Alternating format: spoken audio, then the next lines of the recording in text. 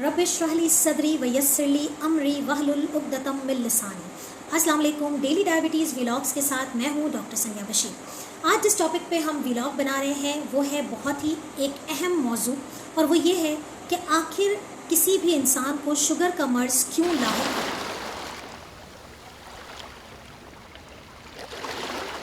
तो ये जानने के लिए कि आखिर शुगर का मर्ज़ क्यों होता है और आपको ही क्यों हुआ या किसी भी इंसान को अचानक क्यों शुगर का मर्ज़ लाक हो जाता है, ये जानने के लिए बहुत ज़रूरी है कि हम ये जानें कि आखिर ये शुगर क्या चीज़ है, कैसे हो रही है, उसका मैकेनिज़्म क्या है। तो ये याद रखें कि अल्लाह ताला ने हमारे जिस्म में हर चीज़ का एक चेक एंड बैलेंस रखा है।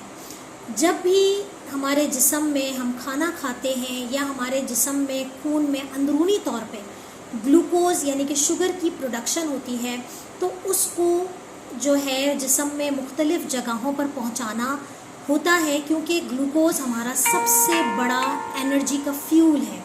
हम जो चल रहे हैं, हमारी जो एक्टिविटीज़ हैं, हम जो ज़िंदा हैं, हमारा जो ईंधन है हमारे जिस्म का वो है glucose.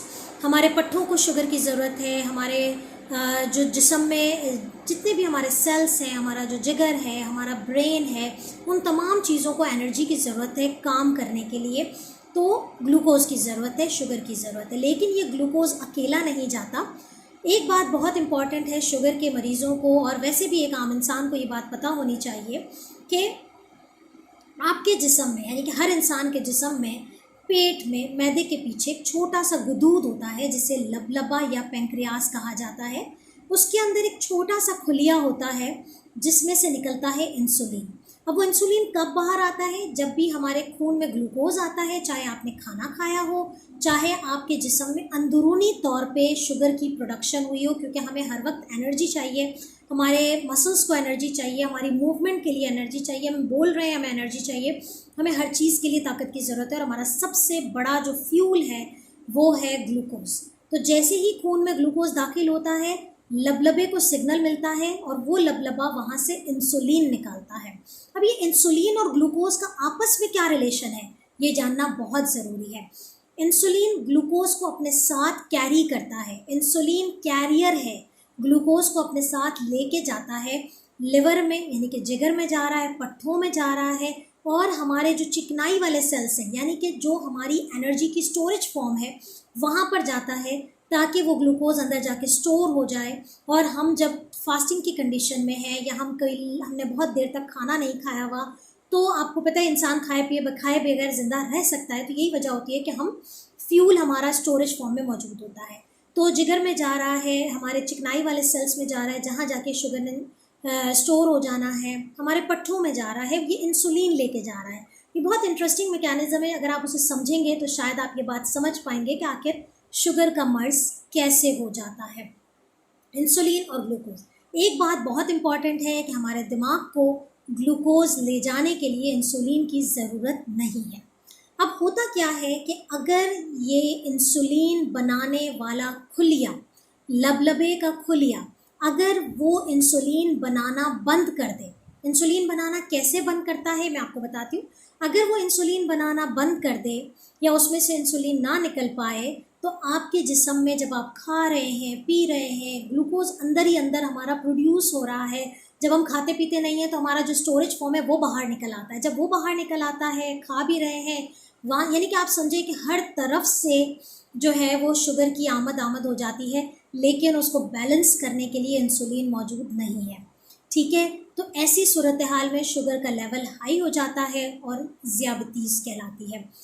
In the same way जो दूसरा मैकेनिज्म होता है वो ये होता है कि इंसुलिन तो खुलिये में से निकल रही है, ग्लूकोज के साथ वो बाइंड भी हो रही है, लेकिन जहाँ जहाँ उसने जाना है वहाँ वहाँ उसको एंट्री पे पाबंदी लग गई है। बड़ा इंटरेस्टिंग मैकेनिज्म है कि आपकी जो है वो ग्लूकोज की एंट्री पे पाबंदी लग गई है। वो इंसुलिन जहाँ पे जाके रिसेप्टर्स होते हैं वहाँ जाके फिट होता है और ग्लूकोज को अंदर भेजता है, उस जगह पे नहीं जा सकते, चौकीदार खड़े हो गए हैं, बंद हो गई है एंट्री।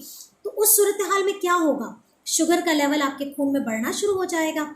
जब शुगर का लेवल खून में बढ़ेगा तो लबलबे को दोबारा सिग्नल जाएगा, बिकॉज उसको फील ये हो रहा है कि इंसुलिन की ज़रूरत है क्योंकि शुगर बढ़ी हुई है, लेकिन वो इंसुलिन जो शुगर आ रही है खून में वो किसी काम की नहीं है क्योंकि वो अंदर नहीं जा सकता।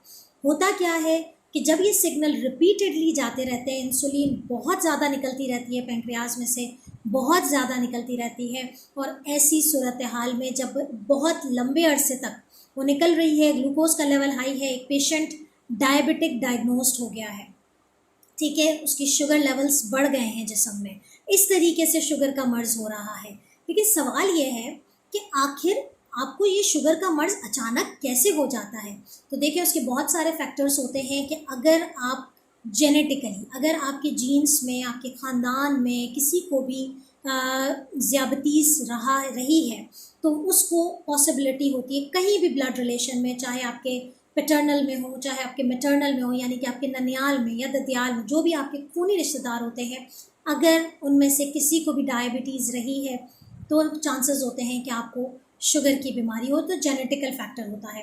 उसके अलावा ये जेनेटिकल फैक्टर जो पहली किस्म मैंने आपको बताया कि जिसमें इंसुलिन की सिक्रीशन बंद हो जाती है, दूसरी जब इंसुलिन की एंट्री बंद है तो वो किन वजूहात से हो सकती है, वो उन वजूहात से हो सकती है कि या तो आपके मोटापा है या कोई मेडिसिन्स बहुत ज़्यादा ली गई हैं जिसकी वजह से शुगर और इंसुलिन का रेशो बराबर नहीं है, ठीक है, रिसेप्टर्स की रेजिस्टेंस बढ़ी हुई होती है जिसे हम कहते हैं इंसुलिन रेजिस्टेंस, या फिर कोई दूसरा मेडिकल इशू है।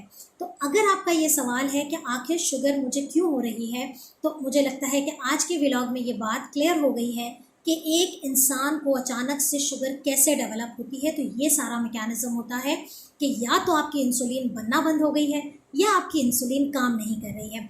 आगे इंशाल्लाह ताला आप मेरे व्लॉग्स देखते रहेंगे जिसमें हम ये ज़रूर बताएंगे कि एक ज़ियाबतीस के मरीज़ को कैसे पहचान हो सकती है और हम उससे कैसे बच सकते हैं। तो देखना ना भूलिए डेली डायबिटीज़ व्लॉग्स, हफ्ते में 3 दफ़ा, पीर, मंगल और बुध, रात 10:30 बजे। अपना बहुत ख्याल रखिएगा और दुआओं में मुझे याद रखिएगा। अल्लाह हाफ़िज़।